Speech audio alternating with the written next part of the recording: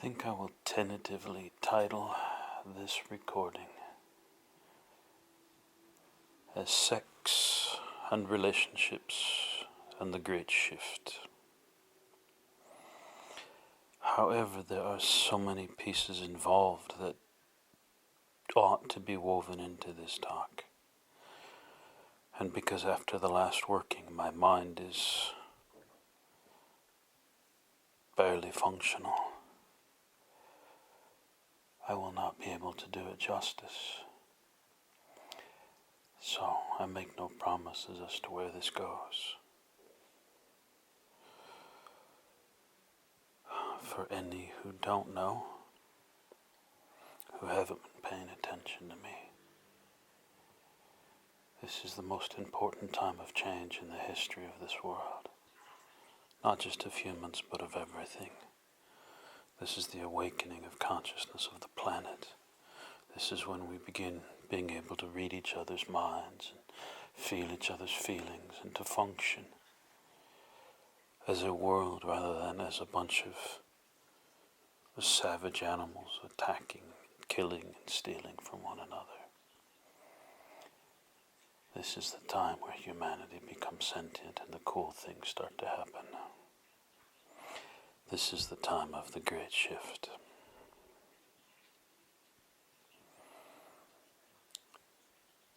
Now, understand that this change is far harder on this world than it has been on many of the others where I have helped it happen. And that is because this world has been a very dark place. For reasons that's none of your faults. This has been a world of violence and horror. A world where the shadow has ruled for far too long. And so far more drastic measures were taken to allow this shift to happen. And the most recent measure, March of 2016,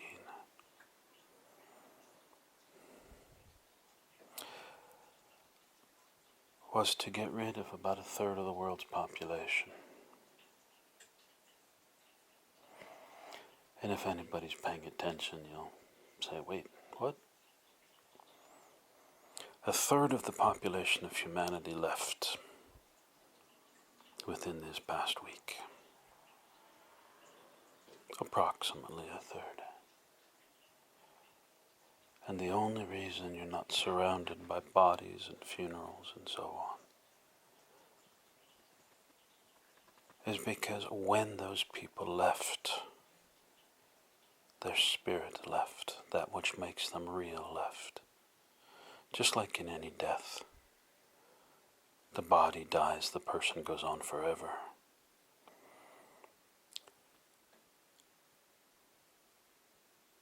About a third of your world's people, they left, they went on. And what happened is a whole lot of others want to be here right now. And they all volunteered to come in and to take over. This is an experience, a rare and unusual experience for an individual, known in the meta community by the term walk-in,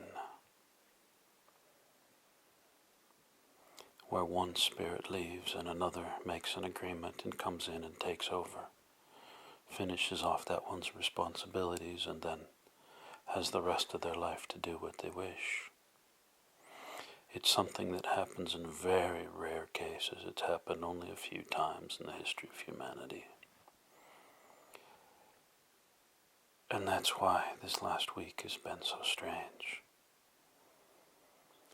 Because somewhere around a third of your population all left and new people came in at the same time. Now this began happening less than a week ago, and it will be going on for a week more, these transitions. So by the 1st of April, April Fool's Day for those who pay attention, a great joke will have been played on all of you. because you won't be you anymore. And if you are the same, then probably your lover, your spouse, your best friend, your child, one of the people around you is not them anymore.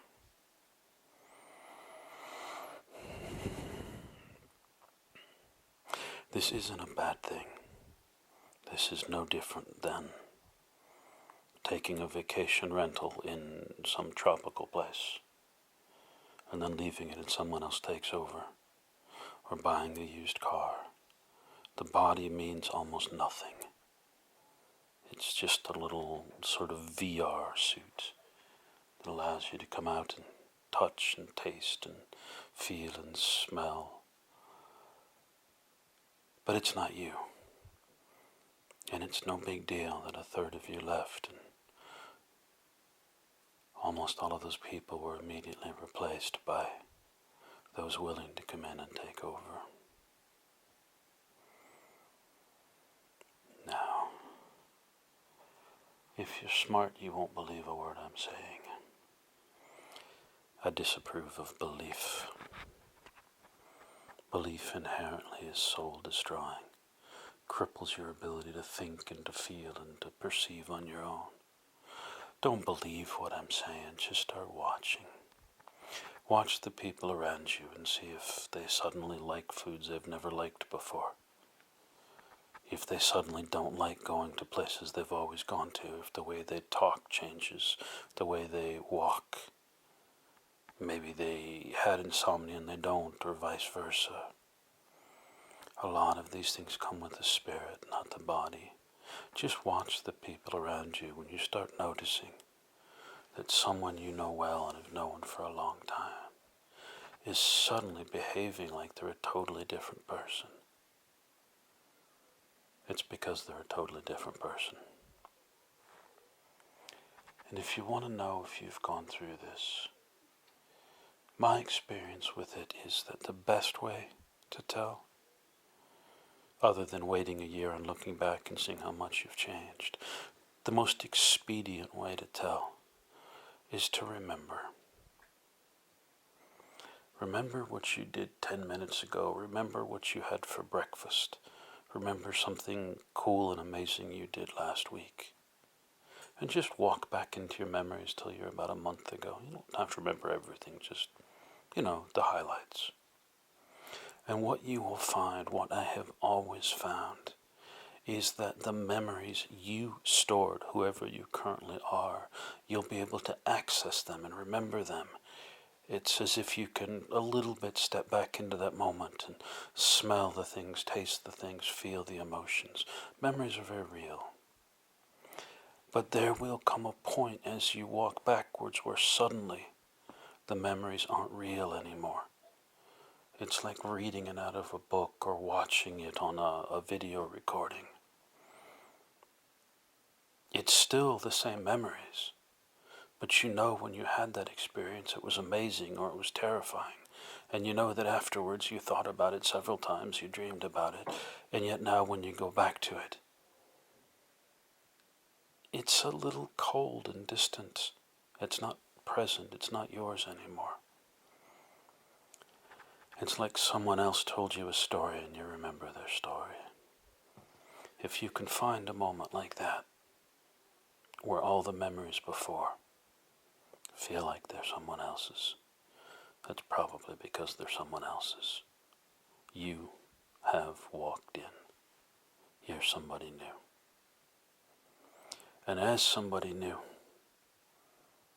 you may still have obligations. If you walk into a body with children, you have an obligation to take care of those children. If you walk into a body with credit card debt, you probably get to pay off that credit card debt. If the person you walked in and substituted for made a promise to somebody, you should probably keep that promise. But beyond those basics, the life is yours now. Do not think, what was I once? Who was I once? What did I used to like? Taste every food anew. Hang out with every person you've ever known. as if it was the first time, and let yourself make a first impression. There will be people you have really cared about that you can't stand, and people you didn't like at all who will likely become very close. Because you're different and you'll have different likes. And this is okay. You can date new people, you can marry new people, you can find new jobs, you can live an amazing new life.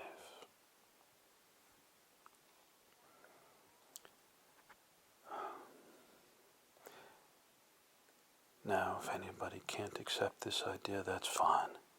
I encourage you to go look up online or find some books about walk-ins and just study them and watch for those things. In time, what I'm saying will be common knowledge. For those of you who are not so idiotic, narrow-minded, bigoted in your views that you can't consider a new viewpoint, for those who are a little more open, I encourage you to do the same. Go out and start doing some research and find what a walk-in's about. Check number of sources. Get as much information as you can and watch for it. Because this is an absolutely astounding thing. Something that hasn't happened before in the history of this world. Not, in fact, in the history of any of the worlds I've worked with. This many people walking in all at once. This is a very, very amazing experience. And there's some remarkable things that are going to come out of it. And it is in terms of those things that I was going to talk to you about sex and relationships and the great shift. But I feel like I've talked so much here on this topic, and it's shocking, strange, difficult to process enough. What I'm going to do is call this part 1 and stop it here, and encourage everybody to stop listening and go out and do a little looking and feeling and remembering. And then when you've done so and you begin to get a sense that maybe something is a bit different, come back and listen to part 2.